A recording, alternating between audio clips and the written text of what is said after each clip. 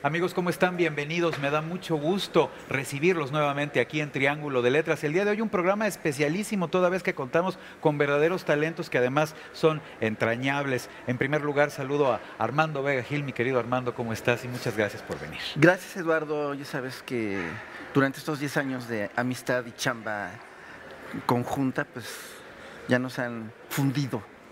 Exacto, y como fundidos que estamos el día de hoy. Muy exacto, contentos muchas también gracias. aquí. Ajá. Muchísimas gracias, mi Fíjate, querido. me están hablando en este momento, ¿verdad? Mira, qué buen momento sí, para qué que te buen estén momento llamando. para hablar, pero bueno. Lo mejor del caso es que ya te pude saludar al aire, Sí, mi sí, querido Armando. Y en lo que bien. respondes tu llamada, saludo con enorme gusto, respeto, cariño a Marta Lamas. Marta, ¿cómo estás? Hola, Eduardo, buenas, muchas gracias por esta invitación. Al contrario, muchísimas gracias. Y Gabriel Weiss, muchísimo gusto y muchas gracias. Igualmente, Eduardo, aunque este es el principio de conocerte. De una gran amistad. Yo no sé, pero es por lo menos lo conozco hoy, ¿no? Igualmente, mi querido Gabriel, muchísimas gracias. Y bueno, el día de hoy vamos a hablar de revisitas, revisiones, qué es nuevamente enfrentarse al objeto que en un momento tuvo que ver con alguna de nuestras pasiones, nuestras querencias, nuestros cariños. Aquí tenemos, y así lo quería yo definir, a un integrante, y en un momento más exploramos eso, a una amiga y a un hijo. Revisitas, revisiones, vamos a ver un adelanto acerca de los autores que el día de hoy nos acompañan y en un momentito regresamos y comenzamos a conversar. Gabriel Weiss estudió literatura y teatro en México y Nueva York. Profesor de literatura comparada en la UNAM. Impartió cursos en Francia, los Estados Unidos y Colombia. Ha obtenido la beca Fulbright en 2 ocasiones. Estuvo al cuidado de la edición de Leche del Sueño, libro de su madre, Leonora Carrington. Colección de 9 cuentos ilustrados por la también escultora durante los años 50 del siglo pasado. Estos cuentos, a decir del propio Gabriel, no son apropiados para la lectura infantil. Marta Lamas, ampliamente conocida en el país y en el mundo por su labor a favor de los derechos de las mujeres. Ha participado activamente en toda clase de foros referentes a este tema.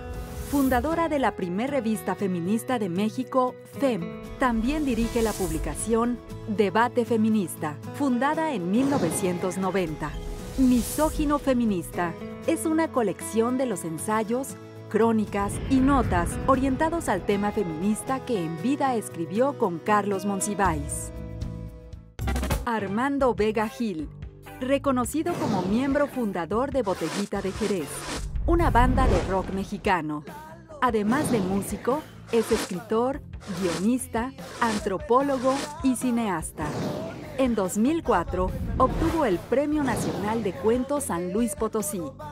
En su larga trayectoria, ha publicado prácticamente una veintena de libros que abarcan cuento, poesía y novela. Diario íntimo de un guacarrocker. Explora, armada de buen humor y desparpajo, la historia de la mítica banda que fundó. Prácticamente se ha convertido en un lugar común hablar de Carlos Monsiváis como el último intelectual de a pie, aquel que, sin ser necesariamente leído por toda la población, sí era reconocido por ella y además saludado con enorme cariño. Vamos a ver un adelanto del libro de Marta Lamas acerca de su amigo Carlos Monsiváis y ahora regresamos. La segunda ola del feminismo mexicano, que se levanta a principios de los años 70, encontró en Carlos Monsiváis a un aliado impresionante. Pocos intelectuales han respondido como él a los cuestionamientos feministas sobre el lugar subordinado de las mujeres en la sociedad. Y ninguno se esforzó como él para analizar el desarrollo y el impacto del movimiento feminista. Monsiváis destaca no solo por lo anterior, sino por la eficacia simbólica de sus interpretaciones y señalamientos sobre la marginación social y política de las mujeres que produjeron un efecto al mismo tiempo esclarecedor y legitimador.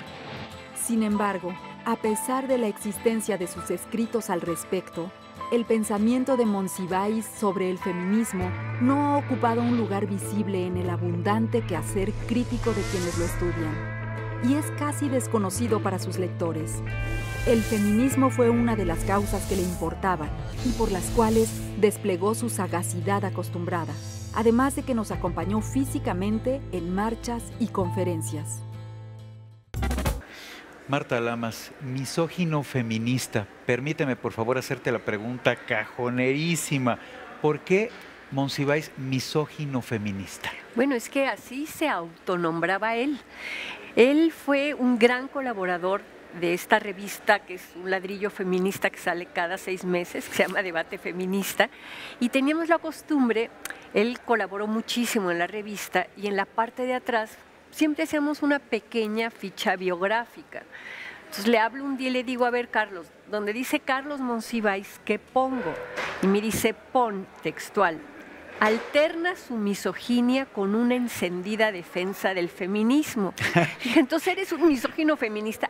Eso soy, un misógino feminista. Y este libro es justamente la recopilación de los ensayos feministas de Monsiváis, los ensayos sobre las mujeres, los ensayos sobre el machismo y los ensayos sobre el movimiento feminista. ¿Qué mejor título que su autodefinición de soy un misógino feminista? Claro, por supuesto, y en ese sentido también la recuperación de una de las figuras a las que tanto quisimos en el país. Claro. Digo, en tu caso particular, Marta, una amiga verdaderamente cercana. También, por supuesto, amigo de Armando, también seguramente tú lo habrás visto en alguna ocasión con tu mamá, tú mismo, Gabriel, pero bueno, Monsiváis, antes que otra cosa, antes que un misógino feminista, un amigo y un amigo muy cercano, ¿no, Marta? Sí, un amigo, un maestro, un gurú. Es decir, para mí Carlos fue muchísimas cosas y yo fui muy su seguidora. Y en este libro están ensayos que, por haber sido publicados o en la revista anterior, que era la revista FEM, que fundaron Alaíde Fopa y Margarita Flores en 1976, vienen 5 ensayos de esa revista y viene un ensayo. ¿Se acuerdan que él tenía este suplemento, La Cultura en México, que aparecía en la revista siempre? Bueno, ahí publica él su primer ensayo netamente feminista, que es sobre el sexismo en la literatura mexicana. Entonces, en ese sentido, en este libro vienen ensayos de esas 3 fuentes, de La Cultura en México, de la revista FEM y de Debate Feminista. Y para la mayoría de los seguidores de Monsiváis no son ensayos muy conocidos, es decir, para las feministas sí, pero este es un libro pensado para el público en general, para los admiradores de Carlos, para la gente interesada en la cultura en México y sobre todo para quienes les interesa entender qué pasa con las relaciones hombres-mujer, ¿no? Y yo creo que el título misógino feminista es además un buen gancho de curiosidad, porque si le hubiéramos puesto ensayos feministas de Carlos Monsiváis, la gente se aleja del libro. Pero misógino feminista, esa creo que realmente puede servir como un atractivo para por lo menos revisar. Y cuando ves el índice, son 20 ensayos en donde se habla de si alguna vez hubo 11,000 machos, en donde se habla de Susan Sontag, en donde se habla de Rosario Castellanos, en donde se habla de Simone de Beauvoir, en donde se habla de Nancy Cárdenas, activista ejemplar, en donde se habla de Frida Kahlo, pero además en donde él hace una cuestión de analizar la sensibilidad femenina, ver qué pasa con las chicas jóvenes en el Año Internacional de la Mujer, hace una alabanza a las sufragistas, a las luchadoras, a las maestras rurales, a todas las mujeres que de alguna manera se salieron de ese molde tan cuadradito en donde las querían tener metidas. Entonces, creo que es un libro, como siempre, con Carlos, erudito, inteligente y con mucho sentido del humor. Sabes, pienso justo el sentido del humor, que era una de las características mayores, ¿no? Sí. O sea, era un hombre muy bien humorado. Ustedes lo recuerdan muchísimo, ¿no, Armando? Digo, colaboró con ustedes, fue fan de Botellita de Jerez. Carlos Monsiváis, ¿tú qué recuerdo tienes acerca de él? ¿Qué nos compartes? Pues mira, la verdad, su última película, digamos, no es que hiciera peliculero, no es que fuera peliculero, pero la última película donde aparece es la que hicimos con Botellita de Jerez, Naco es chido.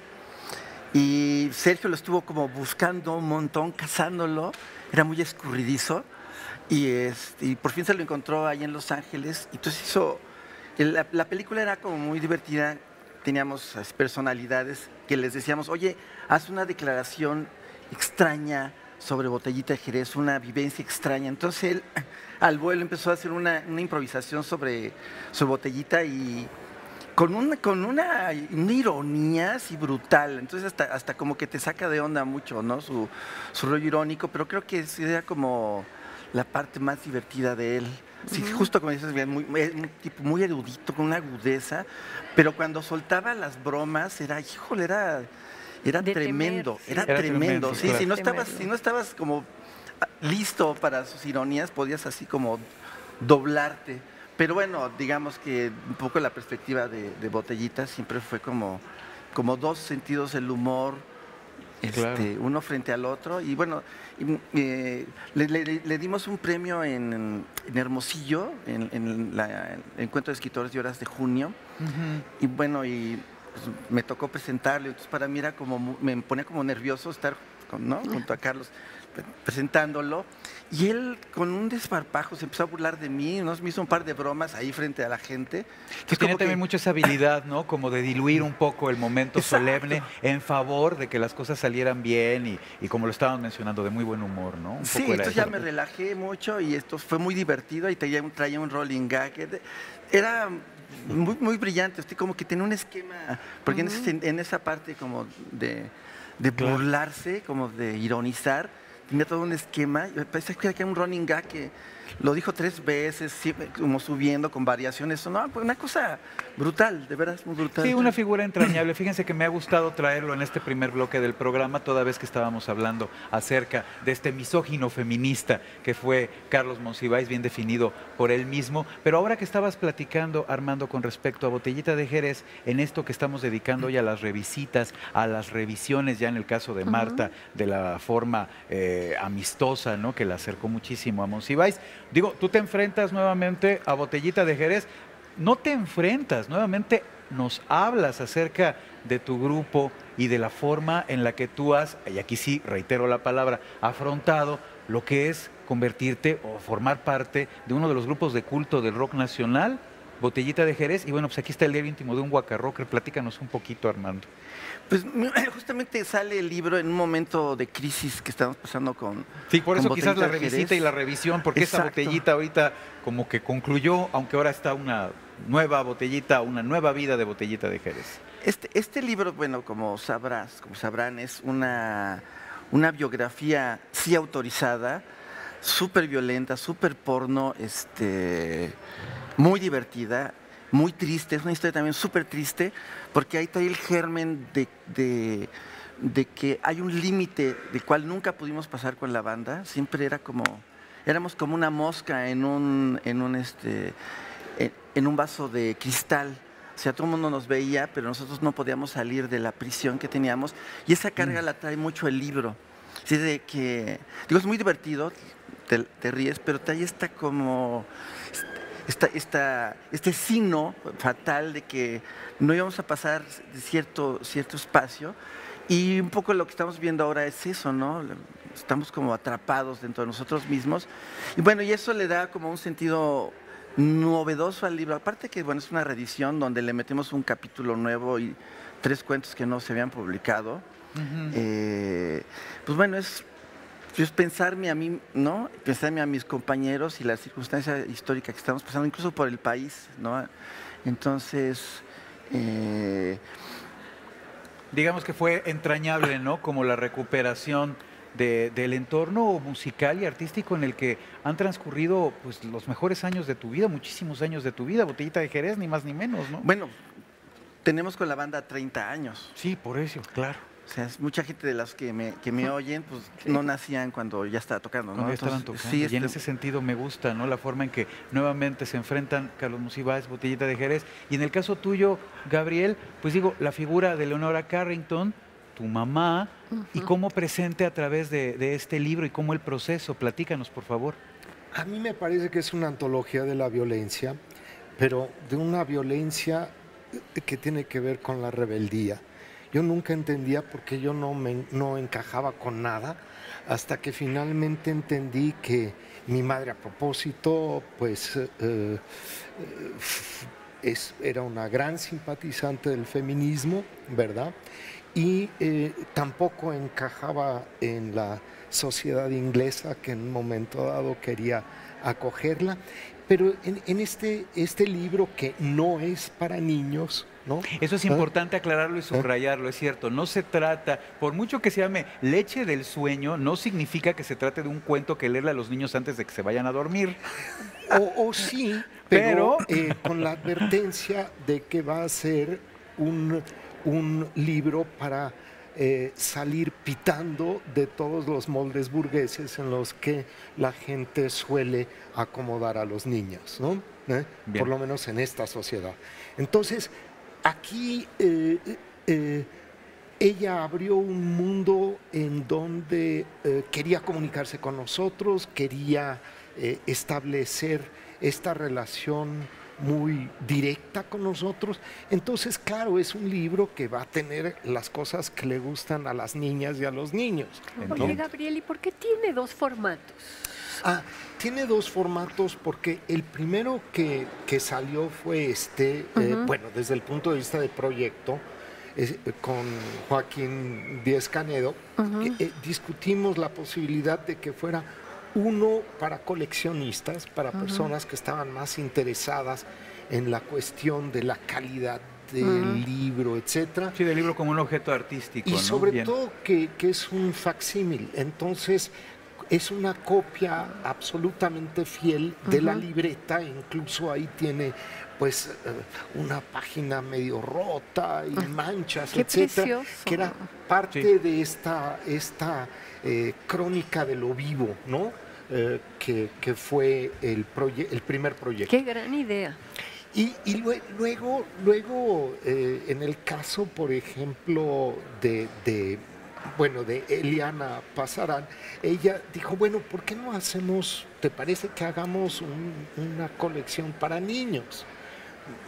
Pues sí, bueno, está Bajo bien, tu ¿no? riesgo, De alguna forma, claro. Pues, Oigan, ¿qué les parece pues sí. ahorita si ya estamos revisitando, ¿no? Con nuestros afanes, ¿no? de cariño, la figura de Leonora Carrington, de Carlos Monsiváis, de Botellita de Jerez? Vamos a una pausa, ahorita regresamos y continuamos conversando.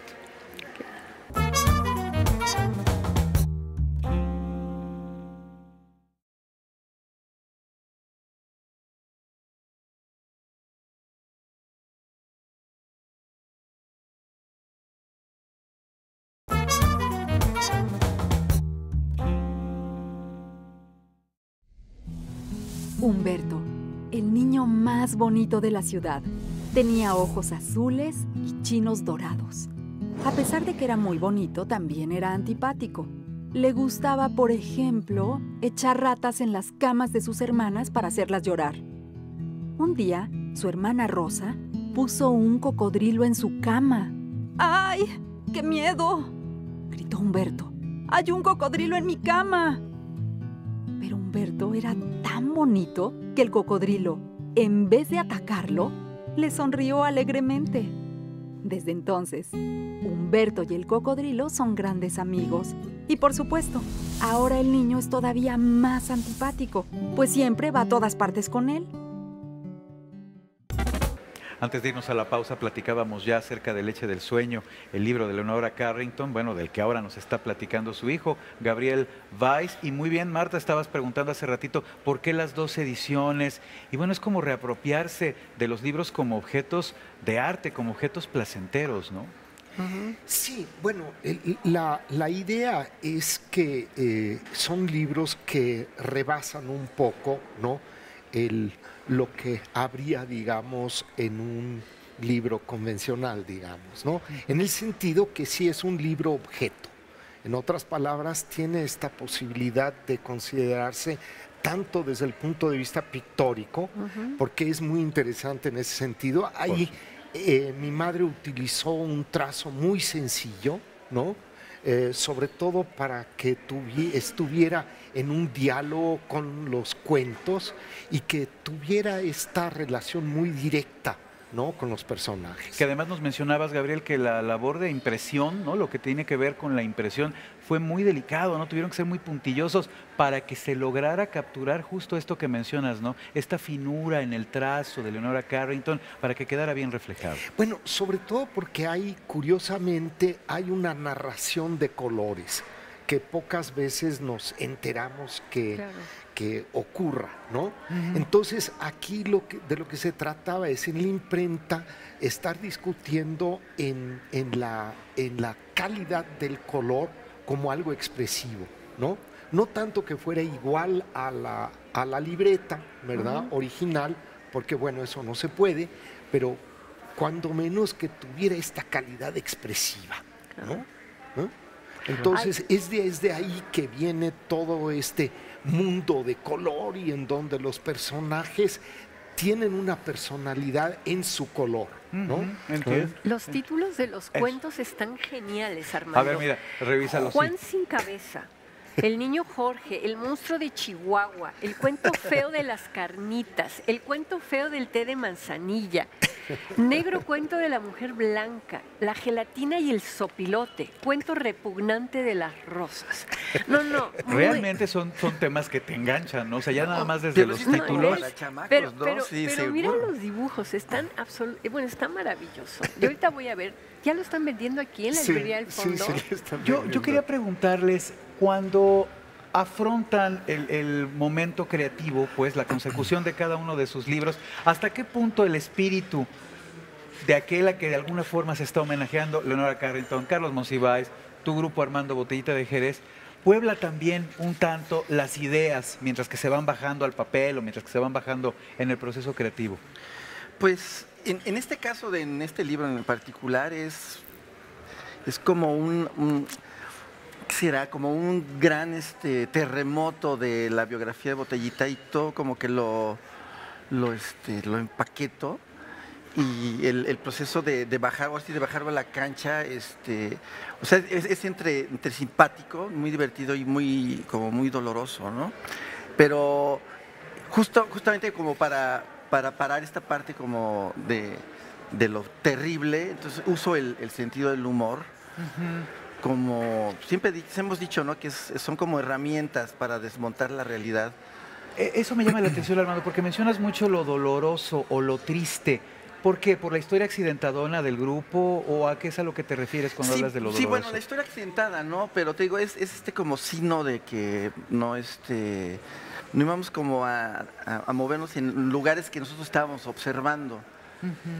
También es un ejercicio como de autoobservación, pero es muy bestial. Mi libro es súper bestial. Ya que dices que es un libro que que se sale de las ataduras burguesas, pues este es totalmente subversivo. Yo quiero leer el título de algunos de los capítulos del libro de Armando. Por favor, Marta, adelante. ¿Cómo rascarme los huevos si ya me arranqué las uñas, por ejemplo?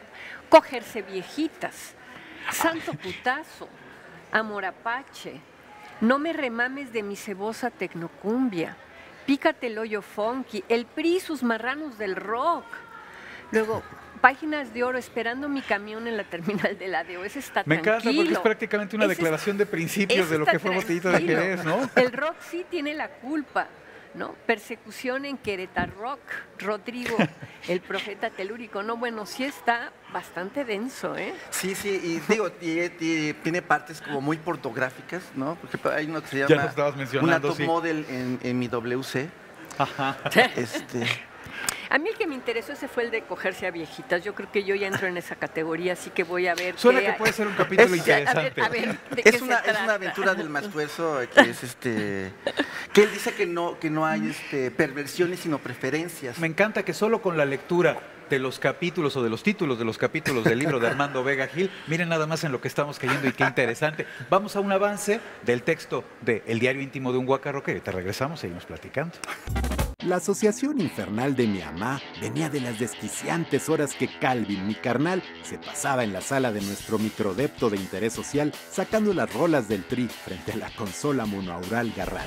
Subieron la mota, también el alcohol, y López Portillo va a ser el ganón, vociferaba Lora, Y mi ma encontró en esa música sucia, vulgar y de letras perrechotas la mala influencia para el destino de su primogénito. Si no, ¿de dónde saca esas ideas? ¿Qué horripilancia es esa de no me consuela ni la mota, ni las pastas, ni el alcohol? Mi carnal tiro por viaje, Pepeyote por lo menos, con sus pantos acampanados de mezclilla, su mata Black is Beautiful y su camisa de manta de costal de azúcar, la amenazaba con largarse de Jipiteca a Oaxaca, a una comuna pacheca para cultivar psilocibe mexicana y dejarme de herencia sus discos, pues ya se había fusilado la obra completa del Tri y Deep Purple. Fíjense qué afortunados infortunios de un programa de televisión como este. Venimos ahora del texto de Armando Vega Gil, agarramos una plática maravillosa y en este momento estábamos recordando, bueno, más bien Marta recordaba que Leonora Carrington les hizo, cuéntanos por favor. El primer póster al primer grupo feminista que se llamó Mujeres en Acción Solidaria, en 1970-71, es un póster precioso y él me recordó ahorita que se llama, que decía... Mujeres Conciencia. Mujeres Conciencia, Sí. un póster verde y negro preciosísimo. Y yo le estaba preguntando a Gabriel, diciéndole que Carlos quería y respetaba mucho a Leonora y me estaba Bien. contando cómo se Sí, conocieron. bueno, Compártenos, por favor, Gabriel, dinos. Íbamos con Cristina Bremer y mi madre a Plaza Garibaldi. Ahí había una cantina que ya no recuerdo muy bien cómo se llamaba. Y ahí estaba El Carlos. Tenampa. El Tenampa, El exactamente. Ah, el Tenampa, bueno. Y entonces, ¿cómo no? Pues claro. ahí estaba Carlos en un rincón, ahí no era muy expresivo, En un ¿no? rincón de en una ese cantina. momento. Literalmente en el Y rincón de una entonces, cantina. bueno, nos saludábamos porque pues ahí lo conocíamos de vista y ya más tarde pues dio una conferencia en un homenaje a mi madre y yo coincidí ahí porque también hablé un poco sobre ella. Y celebro este programa de revisitas, revisiones, porque efectivamente en el recuerdo de esto que hemos querido tanto, un grupo de rock, un amigo cercanísimo, nuestra madre, hay como la sustentación de un hecho que tiene que ver directamente con la condición humana, que es el entusiasmo por estar vivos y por permitirnos regresar, ¿no?, al recuerdo de las personas a las que hemos querido tanto, en este caso a través pues, de una obra literaria. Yo le quiero agradecer muchísimo a Marta Lamas que nos haya acompañado el día de hoy. Gracias, Eduardo, a ti. Muchísimas gracias. Armando Vega Gil, muchas gracias, mi querido Armando. Eduardo de Libón, gracias por la invitación. Al contrario, mi querido Armando. Gabriel, muchísimas gracias. Gracias, Eduardo, y muchas gracias por tener una compañía así, me parece maravilloso. Es un muy buen lugar para tener la presentación de estos libros, Claro. ¿no? Yo creo que Sí. pese a que tienen temas tan distintos, yo creo que se juntan muy bien en La esta. añoranza hace que Y el se espíritu unan, ¿no? felino de los tres. El De los espíritu tres felino. autores, mira, muy bien, efectivamente. El espíritu, El espíritu felino. Podríamos terminar maullando, por ejemplo. Miau, miau, Sería un miau. gran cierre para este programa. Nosotros los esperamos la semana entrante en Triángulo de Letras, pero miren, se ha dado tan linda la conversación que hasta me dan ganas de que nos quedemos un ratito más platicando de Miau, Monsiváis, miau, de los gatos, de miau. Botellita de Jerez, de Leonora Carrington, de tantas cosas lindas, maravillosas que incluyen, pues, por supuesto, la vida. Muchas gracias, Triángulo de Letras.